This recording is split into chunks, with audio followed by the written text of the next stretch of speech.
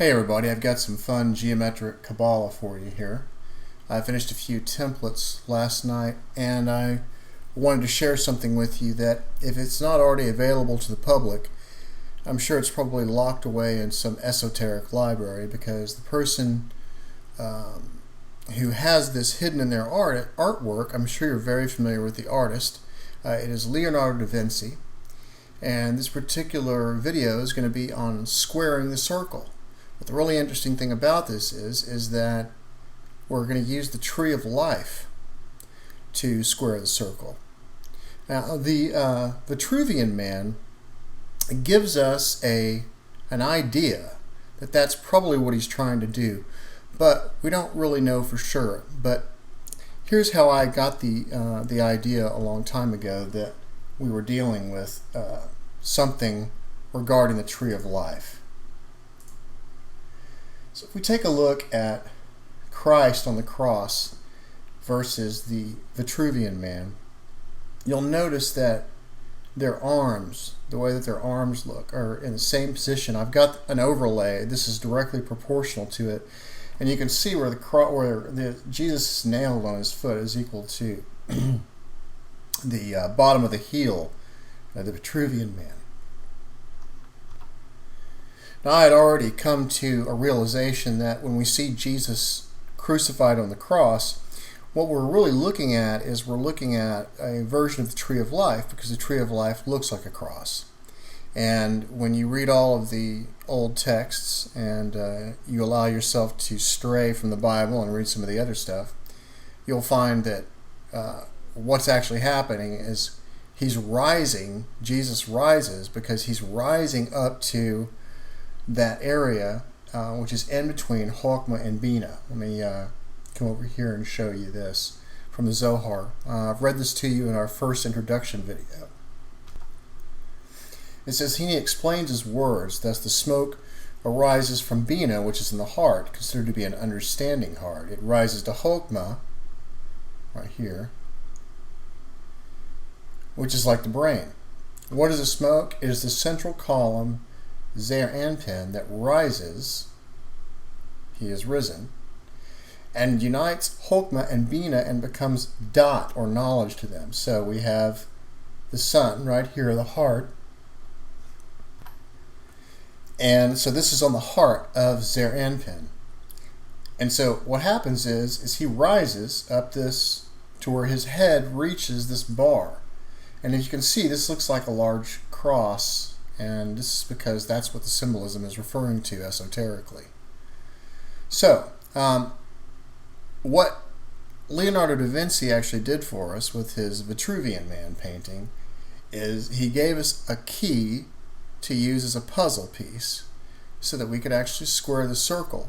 But in order to be able to square the circle using his puzzle piece, we have to know that he is using the tree of life. That's the key. So let's take a look at what we've got. Okay, so here is our trusty Metatron's cube that we're going to use. Now the object of this is to square the circle. We're going to be using Vitruvian Man, and we're going to be using him as a puzzle piece. And then at the end I'm going to check my work for you using a squared circle from Wikipedia. Okay. Alright, so the first thing that we're going to do is we need to determine the circle that we're going to square. And that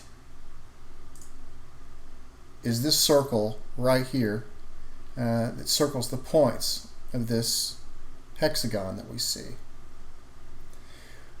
And the next thing that we're going to do is we're going to build our tree of life on this particular geometry. Okay, so if you remember what I showed you in the last video, we're just going to scale in half the size of this large Metatron's cube, and we're going to do it in the upper place here, the lower, and the middle.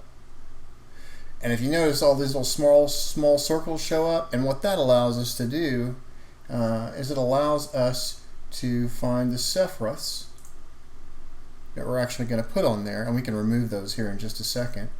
And then we're just going to go ahead and put the frame on there. And there's our frame. So let's just go ahead and remove these guys down here. So So there's our tree of life, okay? And we have our circle. So now we need to get Vitruvian Man. Now this is where it takes a little bit of focus on the geometry in order to figure out what he's doing here. So here's Vitruvian Man. I've got him in purple, and there's the square, right? And if you notice on the tree of life, the sun is on his heart, okay?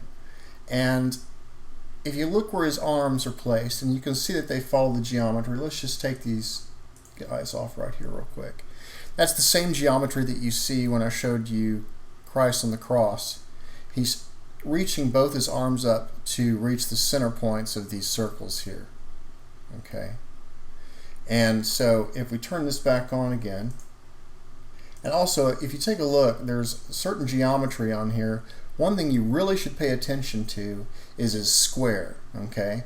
And the reason why this is important is because if we fade this guy, the square out down, you'll notice that the lines on the hexagon here, that all that's really happened is his square extends down. It's not larger, it's not smaller than the hexagon. On both sides, that line simply extends down.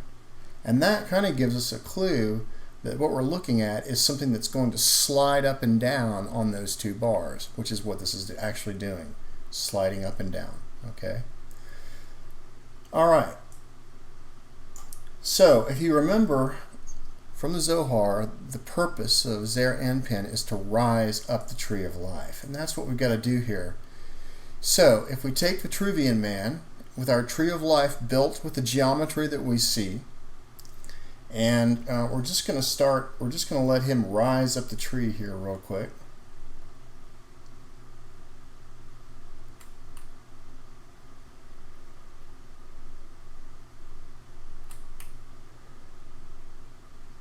And you'll notice that right when that line of the top of that square gets right in between the black one on the left, which is Bina, and Hokmah on the right, you'll notice that the Kether, Sephiroth, is acting as a crown on his head.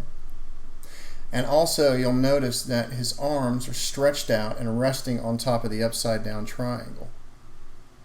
But what you'll even notice more than that is that if we take this stuff off,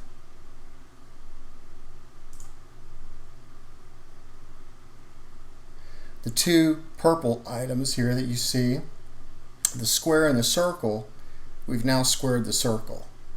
So let's go ahead and show you this without the Vitruvian Man. That's what it looks like. And then to check our work, we'll use from Wikipedia their version of the squared circle, which is this. So as you can see, we've actually squared the circle by using the tree of life. And this is what he was trying to show us in his painting. He was using it as a puzzle piece. He wanted us to figure it out. But you can only figure this stuff out if you look really close to the geometry. One of the things that you really had to look at were those two bars, those two sides. You had to realize that they were sliding up and down. So they weren't larger or smaller than the hexagon. But here's what's something really interesting about the tree of life is that